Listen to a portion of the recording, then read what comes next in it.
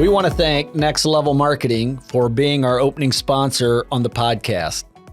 If you have social media that you use for marketing, you need to check out Next Level Marketing and follow them on Facebook.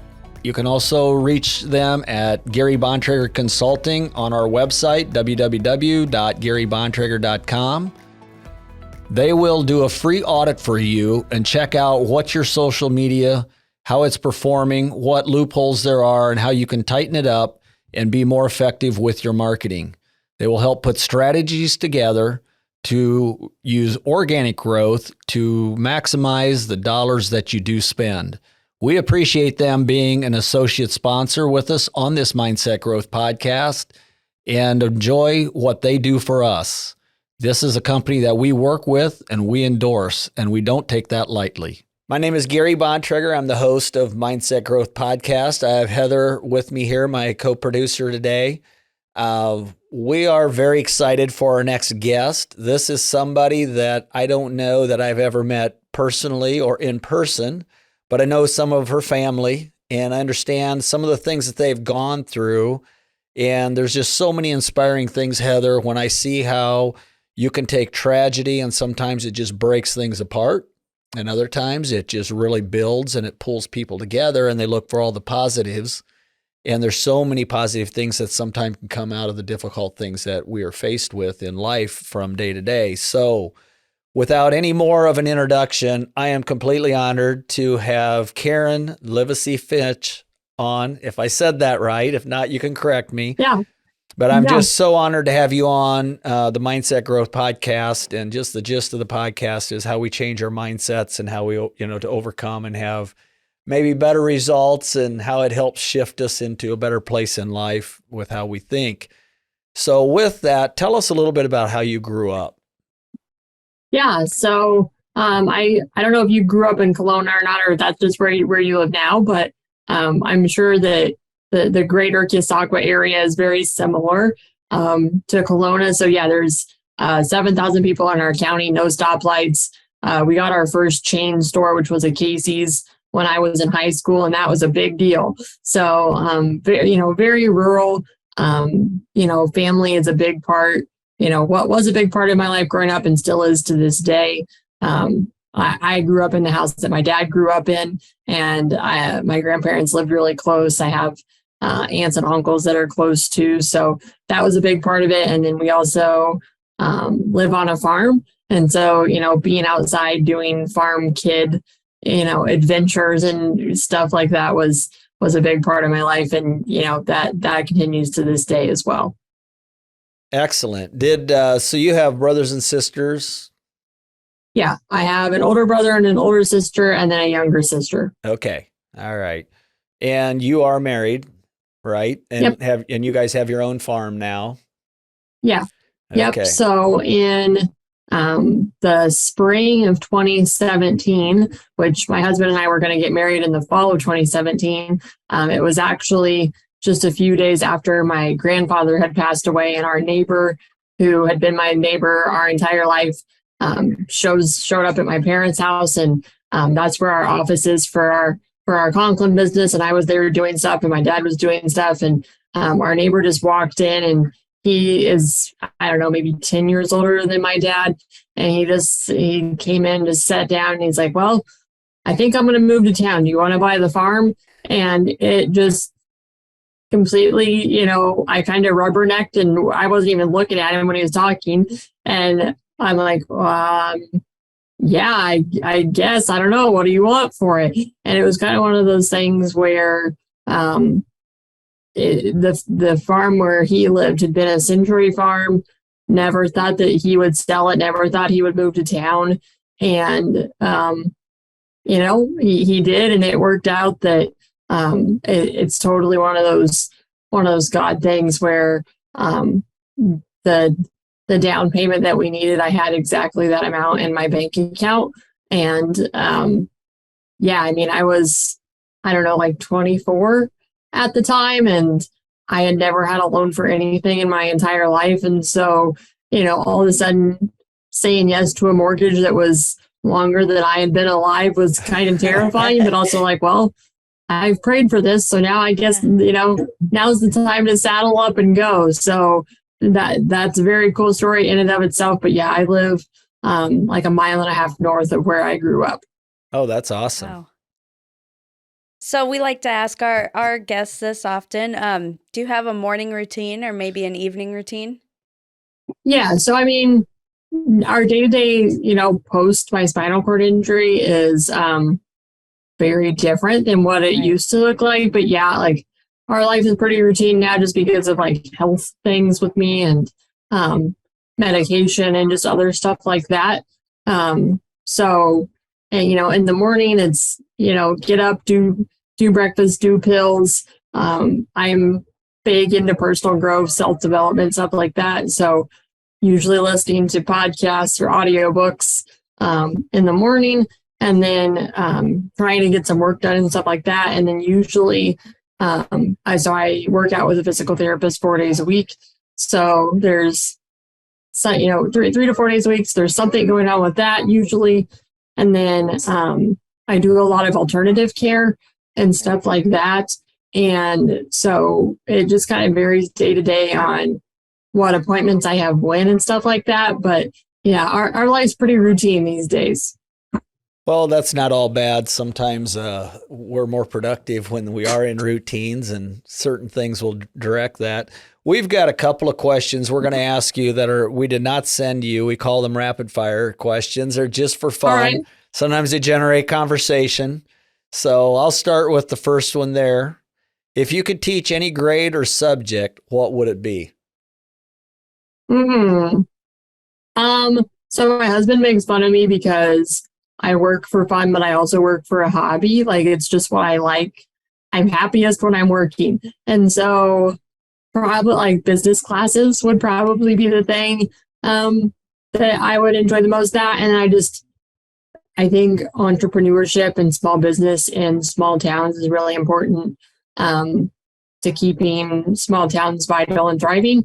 And I think a lot of kids, they're just not told, like, hey, you could be an entrepreneur. You could make a lot of money working for yourself. Here's how you do it.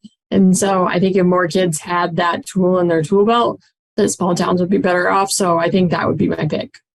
I absolutely commend that. I know the area that you're from. Keosauqua is a beautiful area. I love it when the leaves are changing to go down through there. Yeah. But with our towns being as small as they are in our communities, our kids are going to bigger communities because they don't see the need within their own communities My daughter is going to be 16 on Mother's Day, and she's a sophomore. So she would love to be able to stay within her community. Her class, her sophomore class, there are only 15 or 16 students total. So, and I think that's probably about the same in the high school of your area, maybe close. Van Buren's a little bit bigger. We've combined with a couple other schools over the years. So I think that they're at about 50 in the graduating class, but still small. Yeah. So to be able to teach kids that and say it's okay to go out and open businesses within your community, that'd be great. But okay. Yeah. Do you have a pet now? Yeah, so I wouldn't say that I'm an animal person. We have cows, and I love cows. Yes. So that would be my, if it can make money, I am especially a fan. So I like the cows, but yeah, we have a dog. When I'm annoyed about it, I say that it's my husband's dog. But yeah, we have a dog. His name's Murphy, and we got him right after we got married. So my question to that is, my rapid fire was actually, if your pet could talk, what would they say about you? Oh, that's a good question. I don't know. Murphy is usually all about where the food is. So I would say probably something along the lines of, why won't she give me more treats, or why won't she give me more snacks? Because if you're cooking, and we let him in the house, just like there's a rug where he can be on, because not a fan of letting him just walk around wherever because he's outside too, and I'm kind of a germaphobe. So, but he can see you from the rug, like when you're cooking, the way our house is set up, and he's always like, "Oh, please feed me." You can just see it all on his face. So, my guess it would revolve around food. Yeah, I think a lot of animals might say that Yeah. too. We're going to get into some other things, maybe a little bit more personal at some point. But one question I have just for listeners that are listening to this, maybe share a little bit about your company and what the best thing is that they do. And just what? Like your company or like what you do for work, what is it and what is the best thing they do? I mean, a lot of people are going to know about Conklin and some of that, but yeah. If you could just share, if you would give like a pitch on what that is. Yeah, I mean, I think that so family is very important to us, but you have biological family that you're born with, and then you have family that you kind of choose over the years. And we have a strong family culture, and the employees that have worked for us over the years on the farm. We usually have one person, and we're really, really close with the people even after they move on. There was a guy that worked on our farm that I went to school with. We went to school from kindergarten on, and he's kind of like another brother to me, and we still talk. He's actually who introduced Nick and I. Nick's my husband. So, he's to this day one of my best friends. And, there's other people that have worked on the farm that we're still, very close with, that come to Thanksgiving or Christmas or, whatever that would be. And I feel like, on our Conklin team as well, on the ag, we do more on the ag side of things and the roofing side, but with the ag side of things, like Preston and Tyler, I don't know if you're familiar with them or not, but, Chris Wilson, I don't know if you've met him. Yes. But, a lot of those people that, I talk to them on a weekly basis, and, it's more than just business or numbers or whatever. It's, how are you? How's your kid? How's your wife? How, if something happened, we're there for each other. And, in the 6 months that I was in the hospital, there was obviously a lot of things that we would have never chosen any of that. But I had been in Iowa City from the 9th of November to mid-January. And we left there and we went to Lincoln for a while. And Preston and his wife came over and drove, because we had so I flew, and Nick flew with me, but we needed to get Nick's vehicle to Nebraska because he needed to be able to get from the hospital to where they were staying. And Preston and his wife came over, drove Nick's vehicle out there, helped us get our stuff there. When I had one of the times I had surgery, I had multiple surgeries, Preston and Tyler came and were there with our family. And I even over the years, I've had surgeries, and Charles Herbster, the owner of Conklin, he came and was there and, served and loved our family. And so I think just that family component, that's just who we are. We love on people. And, growing up, there's always been people that, my parents just helped them out and did things for them. And that's just, I knew no other way sort of a thing. And so I just think that, loving on people goes a long way. And I don't know if other people, that have worked with us feel that same way, but I think that a lot of them would probably comment on that. If you asked, what's something great about that?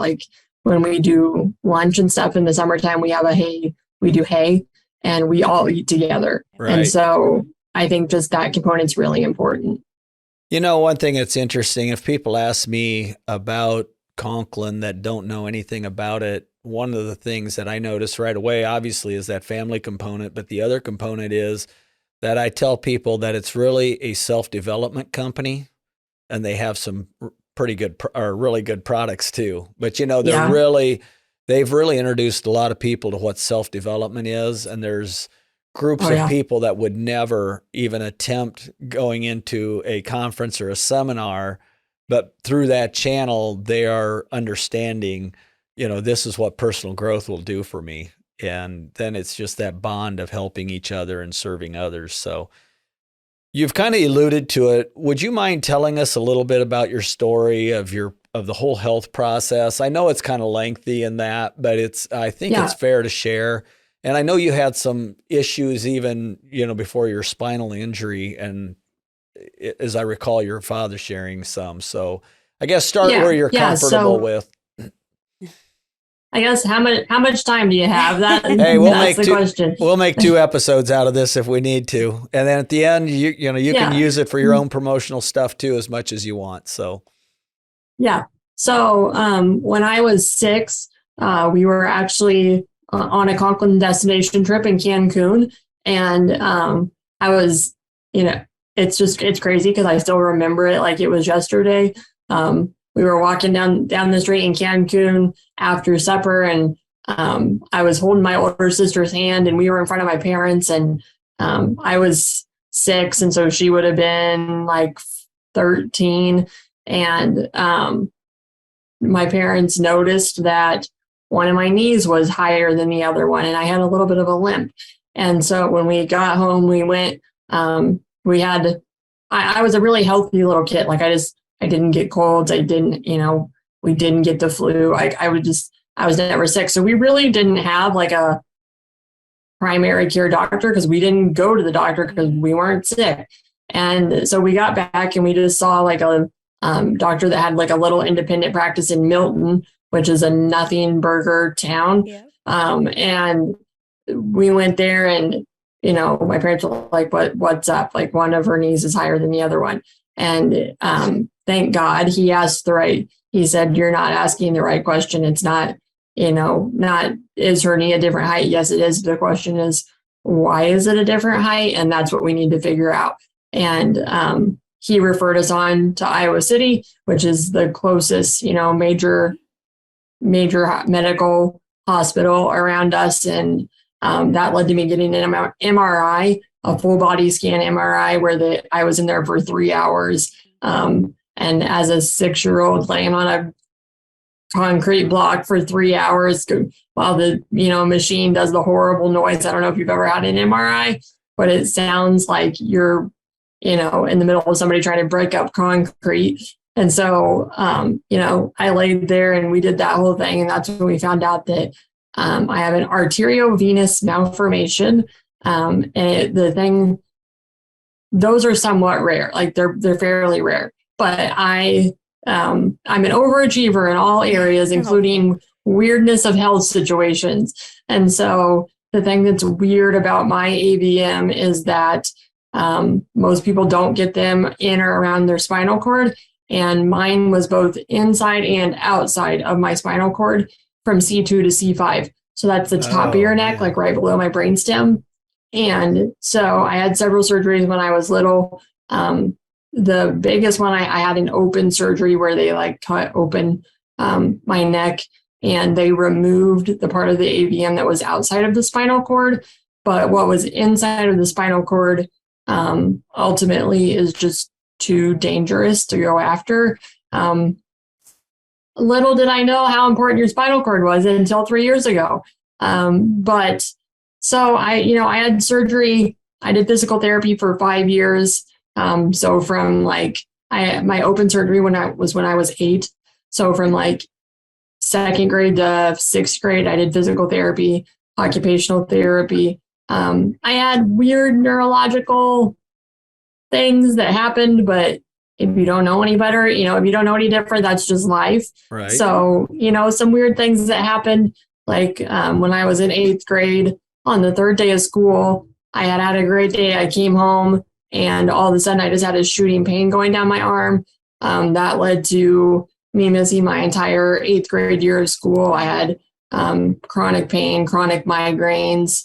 I gained like 75 pounds. I was on a ton of medication. No doctor ever figured. I saw every specialist in Iowa City that we could. And Judy Herbster, actually, over the summer, we were down in Kansas City for the Global Leadership Summit. And she said, hey, I've been seeing an acupuncturist and I want you to go and see her. And when you're desperate, you'll try anything, in my opinion. And so we did that, and that this little lady that is from China originally, barely speaks English. We explained the whole thing to her. She put one, and I had basically lost all use of my right arm at that point. And she put one needle below my left knee and said, lift your arm. And I'm like, no, you don't understand. I can't, like, I did the chronic, like, if someone can't understand you, I talked louder, like somehow that would help. It did, it did not. She's like, no, raise your arm. And so I go to raise my arm to show her that I can't, and my arm just goes right up. Wow. And over the course of seeing her, I got back to, basically normal again. And so, graduated high school in the top 10 of my class. I went to college. I graduated early, graduated with nearly a 4.0. Things went really well. I met my husband. We got married, and we got married in 2017. And then in 2018, I started having some problems again. And so I had a couple more surgeries. Then in 2019, in September of 2019, I had an exploratory angiogram where they went in, put a camera catheter in my wrist, went and looked at the AVM or the area in my neck where the AVM was. And they said, nope, like we got, because they told me in 2018 that through the surgery that they were able to embolize the AVM. And so they were able to shut off, like put glue in and around the arteries that were feeding the AVM. And so they told us that it was gone in 2018, but it was like, I'd lived my whole life that always said, you'll have this forever. And so it was kind of like, did they really? Like, did I understand them? Do they know what they're talking about? And in 2019, when I did the exploratory surgery there in September, they're like, yep, we got it. There's nothing there. Go live your life. Come back in 5 years. We'll look at it again, but you're good to go. And so, we were over the moon. If a neurosurgeon tells you that there's nothing there, why wouldn't you believe them? And so, life was going well. Our business was going really well. We were we had promoted our first director. So we were regional directors at that point. And that's kind of when the wheels fell off the bus. We found out that of the summer, like just a few weeks prior to when we found out that my AVM was gone, my grandma was diagnosed with cancer, and she underwent a procedure to remove that. My dad was diagnosed with heart failure, and then shortly after that, our director passed away in a car accident, a single car accident, which statistically speaking, it's like it's a very small percentage that somebody dies in a single car crash. So he passed away. And then Jelaine Damon, Danny Damon's wife, he was who used to do all of the proags for Conklin. His wife was diagnosed with cancer. And then right after that, I wake up paralyzed from the neck down, and just completely out of nowhere. That day, I had felt great. My sister was in a high school play. We all, we ate dinner together. I worked a 10-hour day, which I love to work. So that was like, I loved that. And I hadn't been able to do that in a very long time. And so I'd worked very hard to gain back everything I'd lost over the previous year. And, when we were coming home from the play, I told my dad, I feel better than I felt in 5 years. Like, I'm so excited. This is great. And, my husband and I watched a show. We went to bed. It was a Friday. The next day we had a whole plan for what we were going to do. And I wake up at 3:00 in the morning, and I don't feel quite right. And so I, said to my husband, I'm like, man, Nick, like, I wake him up and like, I don't feel good. Something's weird. And then all of a sudden I got a stabbing pain in my shoulder that was unlike anything I'd ever felt before. And I had some prescribed pain medicine that they had given me after surgery. And I'm like, Nick, I need you to go, you got to go get me something. So he gets up, he walks down the hallway, and before he comes back, I can't move anything from the neck down. And I'm just, screaming like, Nick, get in here. I don't know what's wrong, what's going on. And so we did a variety of things. I called my mom, get my mom up here. We're trying to figure out what we can do, because like I can breathe fine, mentally I'm fine, I just can't move. And no one is prepared of like, well, what do you do if you wake up paralyzed, sort of a thing. And so we did a lot of prayer and a lot of, we could do a whole episode on the things that we did, but I got better. And then I was just really tired. I was very weak still. I couldn't stand unassisted, but I was better. And so I'm like, I think just like if I can sleep, I'll be fine when I wake up. Because I've had bizarre, like this was the most drastic, bizarre thing that's ever happened to me. But I've had weird things happen before. So I'm like, I'm just going to sleep. I'm going to wake up in the morning. This is all going to be fine. We're going to move on. Like, I'm just going to sleep for a little bit. And so I slept and I woke up in the morning and things were still not right. And so we went into the local hospital. We didn't even call the ambulance. Like I could not walk out of the house, but my uncle and his girlfriend and my husband, they carried me out of the house and loaded me up in a vehicle. And we went into the hospital and my mom called them on the way in there where there was just like, something ain't right. She's going to have to go to Iowa City, but we are not comfortable getting her there. You're going to have to do it. And so they did a CAT scan and I took a chopper to Iowa City and saw my neurosurgeon. And the neurosurgeon that I had at the time, he was a part of he was a resident when I was a kid. So he was actually in on the surgeries that I had when I was 6, 7, 8 years old. So I've known this guy for the majority of my life. So we get there, he's there, we have a really good relationship. And I'm like, hey buddy, here we go again. Like one more time, like we've done it before, let's do it again. And so, I had surgery again and I was doing better. Things were going well. I could stand, pivot. I was still weak. I needed therapy, but I was doing okay. And so I went to a rehab hospital. I was there for 3 days and I had a bleed in my spinal cord. And so I went back to Iowa City again, had another surgery. And that's kind of when our luck ran out. After that surgery, I went into respiratory failure. That's how I have the trach now.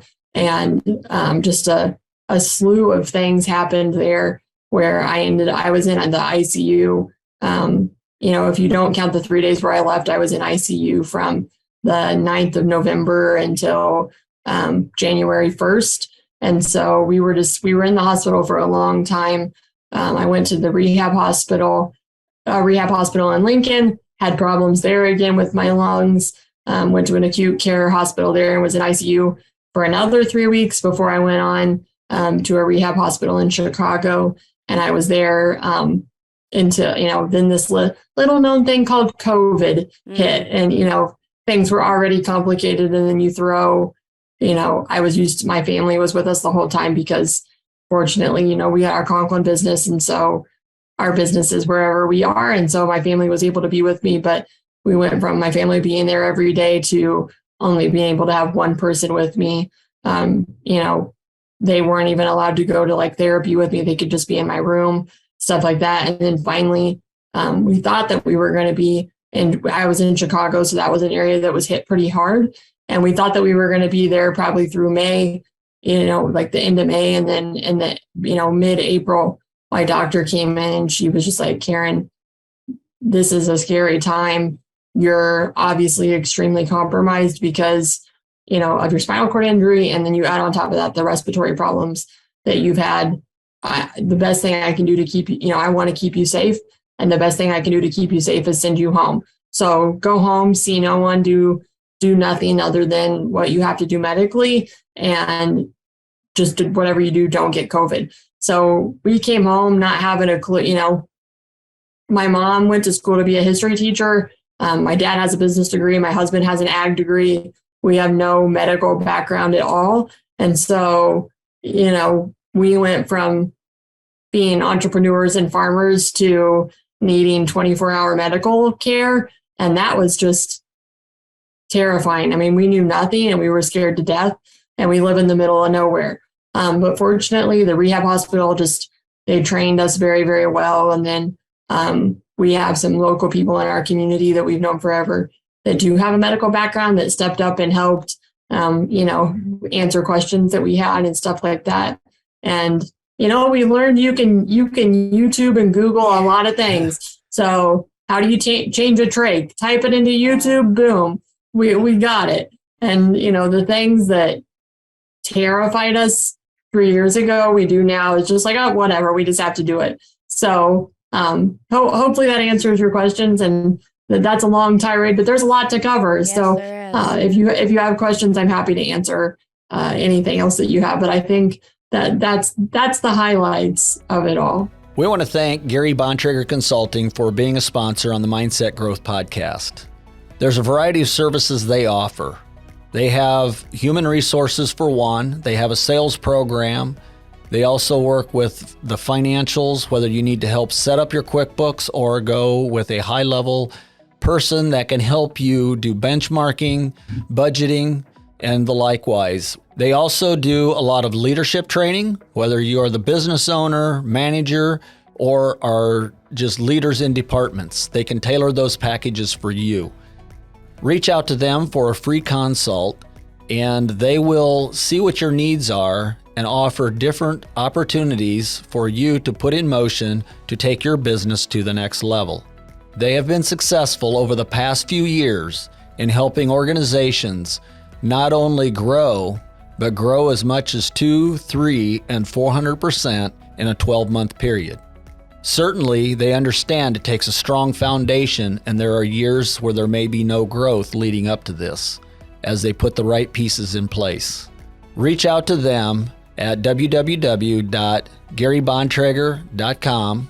You can reach out to them on Facebook, Instagram, LinkedIn, and Twitter and get the free advice that they offer, and that may be just what you need to set you on a different path to lead you forward and be successful in your business and your life.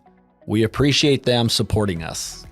Well, I appreciate you sharing that. And that's exactly, I guess, the story I wanted to hear. I know we have a lot of, in fact, even on this podcast, we have a phone number so that Amish people can call in and listen to it. So we actually have a following there. So a lot of the Conklin people listen to it.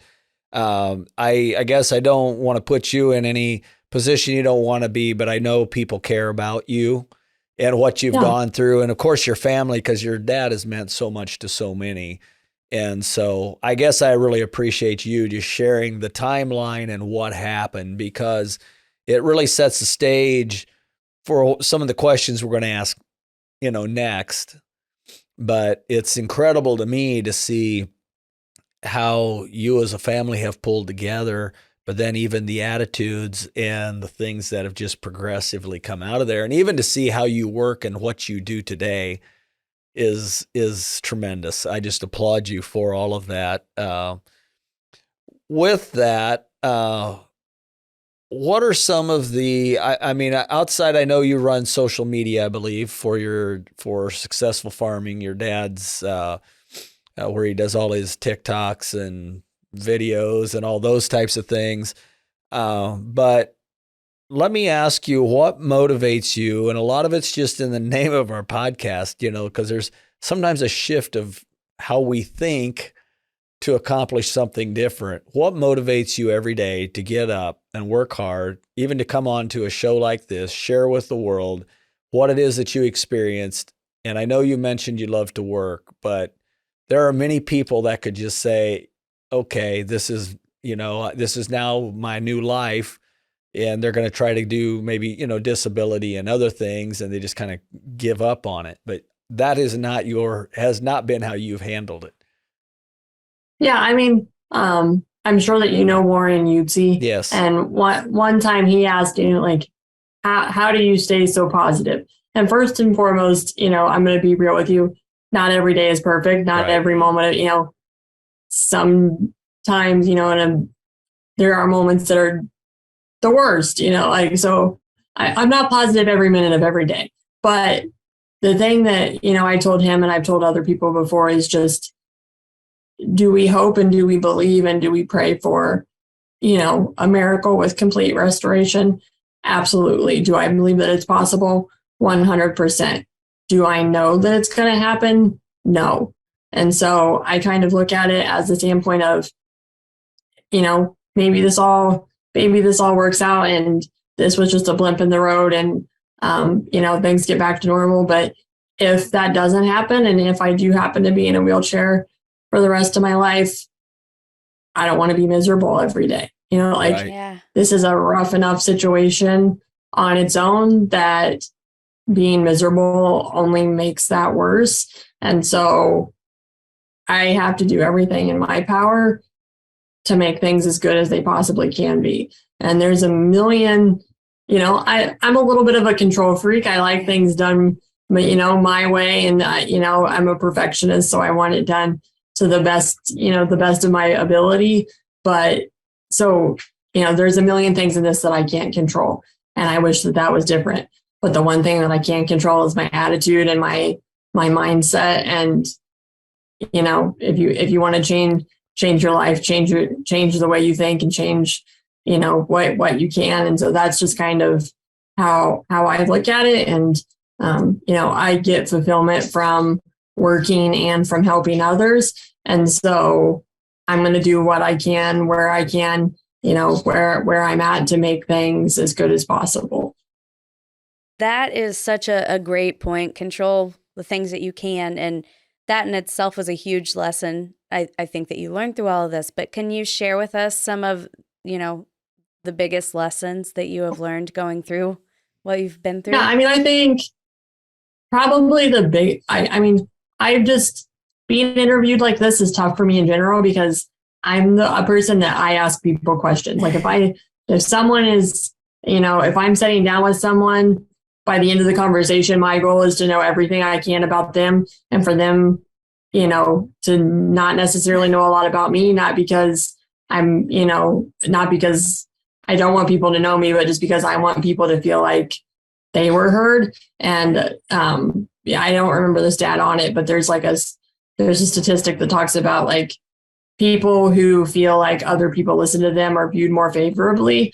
And so and I don't know if you guys are familiar with Danny Johnson or not, but Yes. Years ago, I was introduced to her through Conklin, and she has what she calls like the FORM method, and it's FORM. And so you find out like what they do for, what they do for fun, what their family is about. And then you find out, like what they do for work. And then you find out what they do for recreation. And then you put your message at the end of it. And a lot of times I just do for and not form. And so when I was in the hospital, I learned very quickly that the nurses that I got to know and that I made a connection with, they would go above and beyond. If I needed something, they got it for me. They got it for me quickly. If there was a doctor that was supposed to do something that didn't, if something fell through the cracks, if I just said like, hey, like blah, blah, blah, this is supposed to happen, they would run through a brick wall to get it done for me. And there's one nurse in particular that when I was in ICU,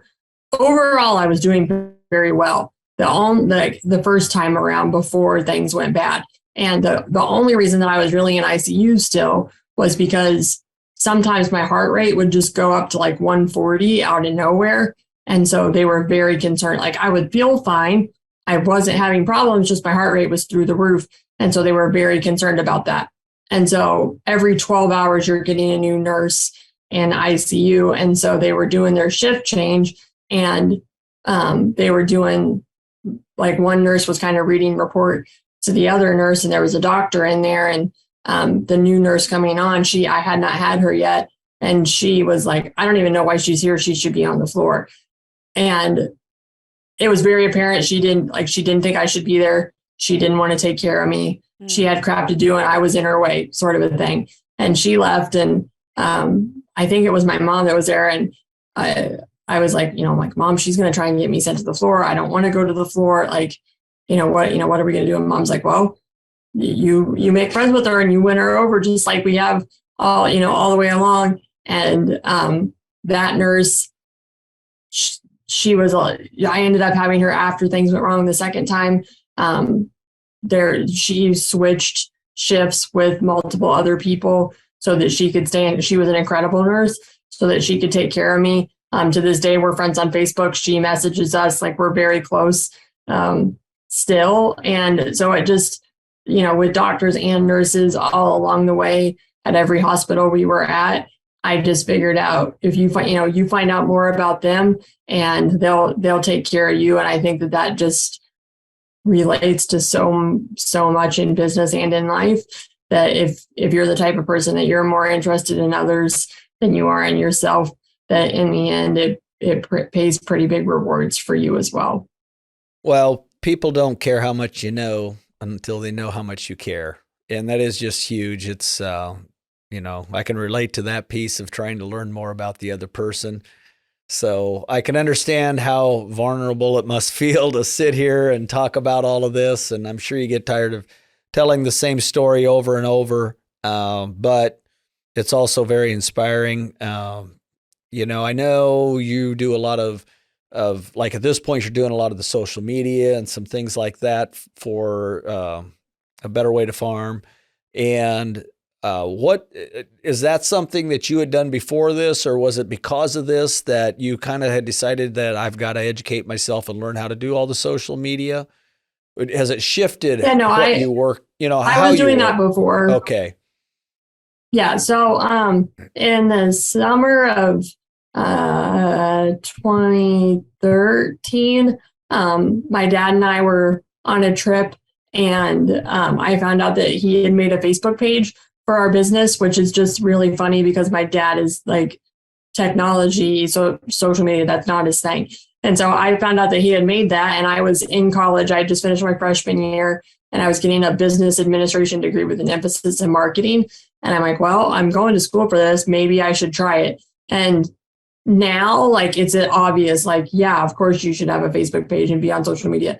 I think everybody knows that every business should be online, but that was a very different time. And it was like, I don't know, do farmers care? Like, would farmers watch a video where they were like, because in my opinion, I'm like thinking Nigerian prince scheme, like no farmer is going to think that they should give us money because they saw us on the internet. Right. But I'm like, well, like, I'm getting a degree in this, like, why not? We'll see, we'll see what we can do. And so I kind of like dinked with it while I was in college. And then after I graduated in 2015, I'm like, okay, there's definitely something to this. Like, there's not really a question anymore of if you should be on social media. It's, what you're doing. Right. And so I'm like, okay, like I didn't know what I was doing, and I didn't know how to go from like posting funny memes to actually getting people to reach out to you and, want to hire you and want to work with you. So I hired a coach. And that, I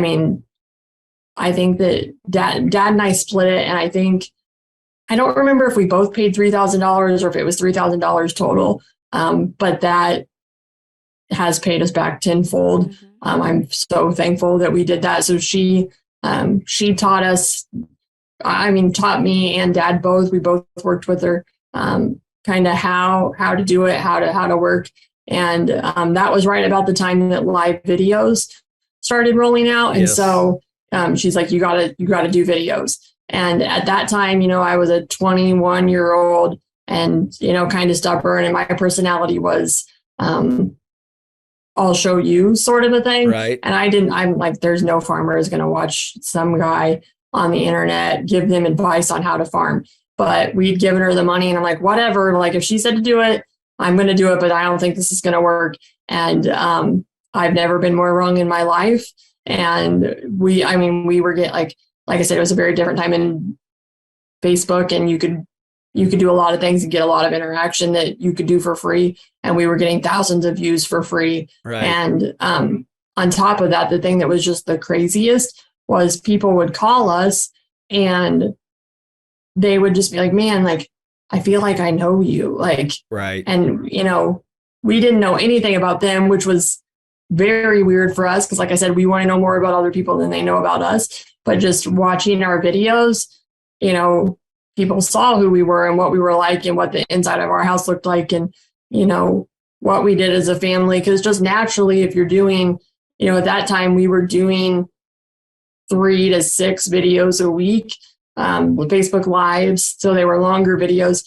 So you're just naturally talking about like, oh, I went to my grandson's t-ball game and, oh, we went mushroom hunting as a family. And, oh, like you just talk about what you're doing naturally. And we were just, people were just coming to us and And I think the other benefit of that was we were attracting people like us. And so now our retention rate with clients, I mean, I don't know what it is. We should probably be better on the number side of things, but honestly, I would probably guess 75% of people come back year after year, maybe even higher than that, because people know who we are. And so we really don't, I mean, from time to time, we kind of attract people, like we might get somebody that isn't really a fit. And so, you know, they don't come back. Mm-hmm. But, you know, a lot of the people that we work with, you know, like there's a family that we work with out in Nebraska that we met them probably 7 years ago. But like I invited them to, you know, when Nick and I got married and they came, you know, it was like an 8-hour drive and they came to come to our wedding. And that, you know, that's not because of their clients, that's because they're friends. And so we've just got to meet a lot of really awesome people that we would have never met had it not been for social media. Well, it's interesting because I've hired somebody to do my social media. So that's one reason you probably now see me out there doing anything, because I would rather have a private life compared to what I do. And it's interesting also, I will recommend people to go watch Successful Farming and watch your dad's videos and the things that you guys shoot and record, because clearly he's explaining this stuff so often that he can do it much better than I can. But it's interesting. Then when I talk to some folks, they're like, "Oh, I've been following him on TikTok for a year already." I'm like, he goes, "You know him?" And I'm like, "Yeah, I just live south of me, like an hour." You know, so it's just interesting how all those connections get made and how social media works. I will agree with you. I don't. I'm probably resistant on it, and they keep prying me into more and more of those things. So I do know it makes a difference, and people do enjoy seeing what our lives are like. One thing, Jen, the lady that does mine, she's just said a lot of people are focused on like the smaller markets. You know, we can look at the big names that are global and what have you that do a lot of the big, even just, you know, larger speakers and things like that. But people like your family and smaller families like this are relatable. Yeah. It makes more sense, you know, and I think it resonates, and it's kind of the hot thing right now that they try to find people, and you just mentioned it, people that are like you because they see your activities so they can relate to that. So yeah, maybe learn something too on, okay, right. This is what's working for them, and I'm struggling in this area, so maybe we can try what they're doing down the road. So I think the biggest thing is just we try and be as relatable as possible. And I know that like some people, when I don't, you know, one area where it's still a little bit of like, I don't know how to handle it, is like some people reach out and then, you know, we call them back, you know, like if they shoot us an email or, you know, whatever, we get a hold of them. And like there's some people that are just like, "Oh, I can't believe you called." And it's like, yeah, like we have a business, like we're going to call, of course we're going to call you back. Right. Sort of a thing. Or like some people, like one time my dad was down in Memphis, we got a piece of equipment down there and he was taking I think he went to pick it up and he was like at Casey's or something. And my dad's license plate is Better Way. And so somebody like came running across the parking lot. They're like, "Oh my gosh, you're the guy. Like, I can't believe you're here." And it's like, yeah, we're just picking up our mower, like, you know, whatever. And so just trying to be as relatable as possible, because I think that sometimes there is a little bit of a barrier. And so just continually like sharing about us and just being like, yeah, like we're just regular people, like, you know, they go through the same stuff. But we were pretty open through everything that was happening with me. Like after my second surgery, when things went wrong and after the trach went in, I was on a ventilator. And at that time, just the way that it was set up, I wasn't able to speak. And so I went from like, I don't know, mid-December through mid-February, like not really talking at all. And so I was mouthing everything. And I was literally like, still like when that was all happening, I was like saying, you know, like, "Did you do a video today? Like we got to keep, like, we can't keep going because just I mean, my mind was still working fine. I just couldn't talk. And so I was still trying to communicate these ideas and all these things. And so, like I was giving my dad ideas of like, okay, like this would be a good video. This would be a good video. And there's been a lot of people that have reached out, even through that, and just to be like, man, like, I can't believe how you went through that and how, all that stuff. And so I think just, it's, when the ugliest moments of our lives happen, it's easy to back into a corner and just be like, hey, like I'm not going to let anybody in. I don't want people to know about this. But I think when you share in those moments is when people really get to know you and they rally behind you. And, when you show that things are for you are just like everybody, everybody goes through the same stuff, that's really when you form connections with people and, form a bond that they can relate to. Didn't that probably give you some purpose though, too, as you're going through that experience, to try to still keep your mind on work somewhat and kept you? Yeah. I would have to. Yeah, no, absolutely. And so when I was in the hospital, somebody was with me 24 hours a day, 7 days a week.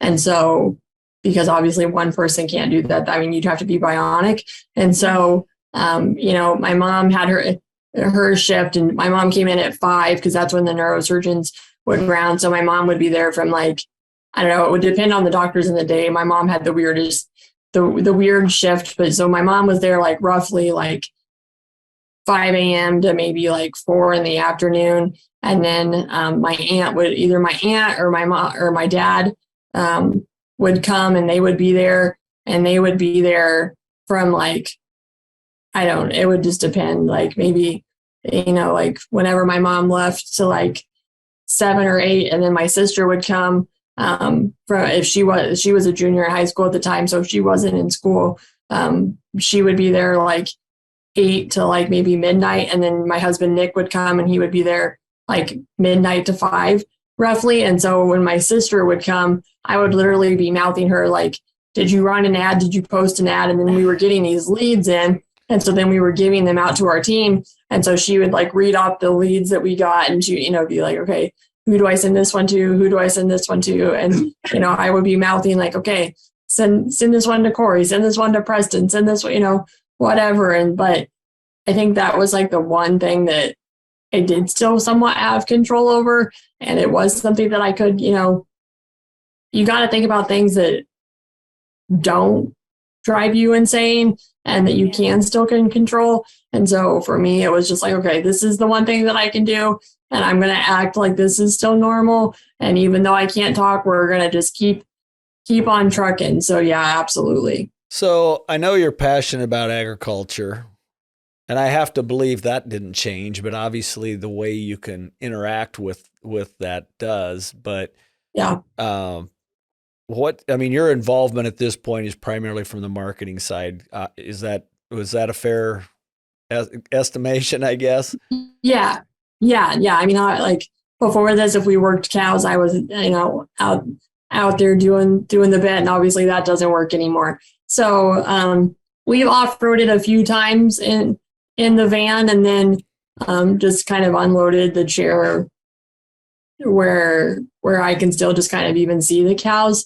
But yeah, it's obviously very different.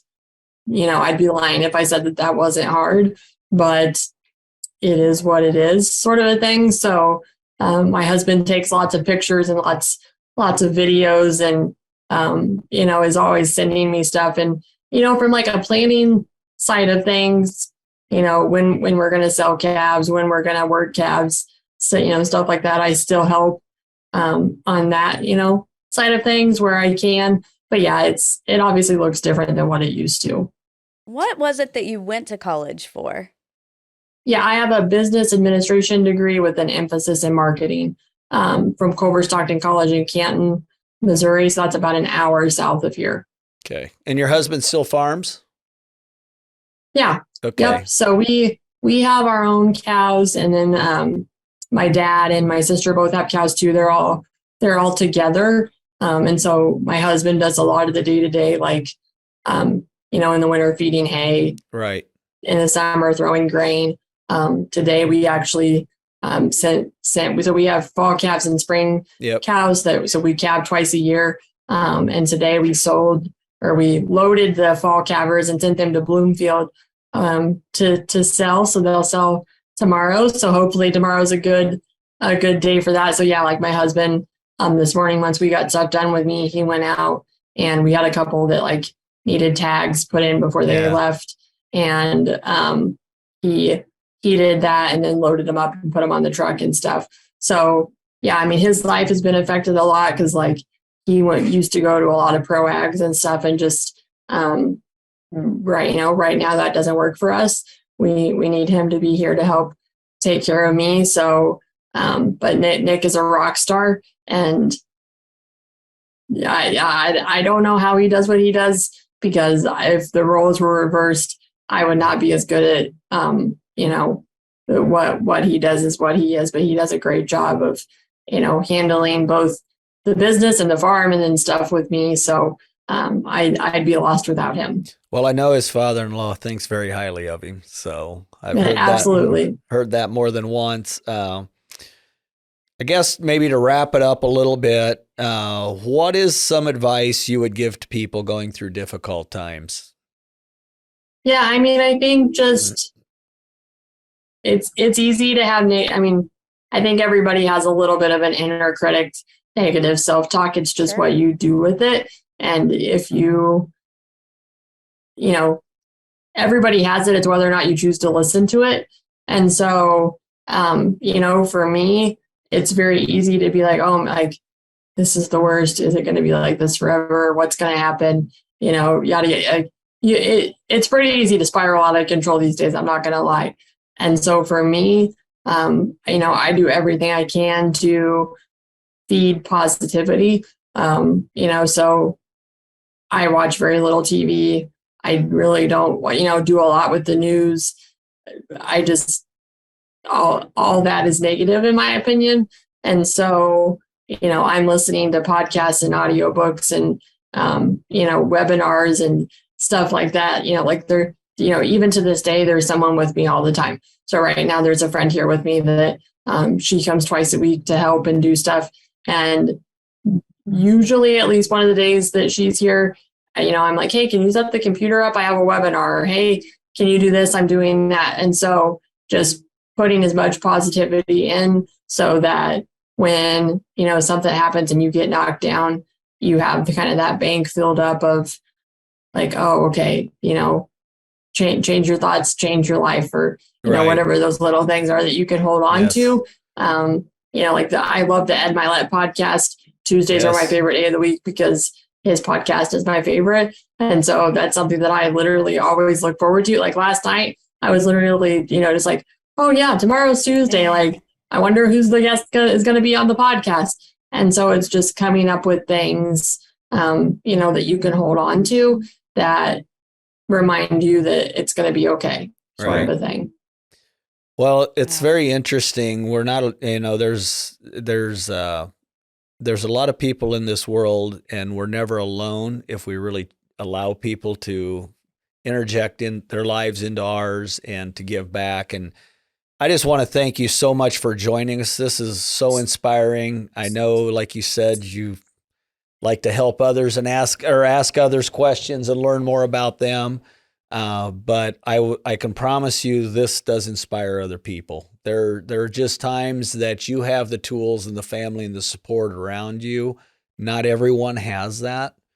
And for you to just share how you overcome the daily battles, maybe the hourly battles, is still helpful to those folks to realize that, positivity does make a huge, huge difference. I'm a huge proponent of that. I'm a very different person than I was 30 years ago. And it's just because it's where I chose to focus my attention. And when you focus on positivity, opposite of the negative things, it's just life-changing. And, I'm proof of that. So I thank you so much for coming on here. I know there's going to be tons of Conklin people that will listen to this, as well as all of our other regular listeners. So I appreciate you joining us. If you like this episode, you can find us out on our YouTube channel, Spotify, also on our social media. Follow us on Facebook. Hit the subscribe button. If you have any guests that you would like to see on our show, please message us and let us know. Or if you have questions, we'll do a Q&A as well. We thank you for joining us on Mindset Growth Podcast.